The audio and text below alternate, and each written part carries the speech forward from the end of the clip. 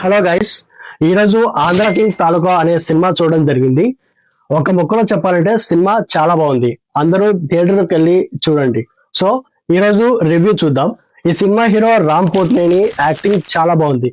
అంటే చాలా బాగుందని ఎందుకంటానంటే ప్రీవియస్ మూవీస్ తో కంపేర్ చేసుకుంటే ఈ మూవీలో చాలా ఎమోషనల్ చేశాడు. అంటే యాక్టింగ్ చాలా బాగా చేశాడు అతను. ఇంకా సాంగ్స్ విషయానికి వస్తే ఆ సాంగ్స్ చాలా డీసెంట్ గానే ఉన్నాయి, చాలా బాగున్నాయి స్క్రీన్ పైన చూడడానికి.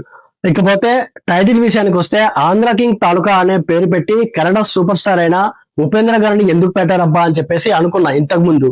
సినిమా చూసిన తర్వాత అర్థమైంది ఆ కథకి ఆ సినిమాకి ఉపేంద్ర గారే యాప్ట్ అని చెప్పేసి. ఇంకా స్టోరీ విషయానికి వస్తే అసలు ఒక ఫ్యాను, ఒక హీరో అతని మాటలతో, అతని యాక్షన్ తో, అతని పాటలతో ఎలా ప్రభావితం చేశాడు అన్నదే స్టోరీ. ప్రభావితం అయ్యి హీరో ఎలా సక్సెస్ అయ్యాడు అన్నదే స్టోరీ.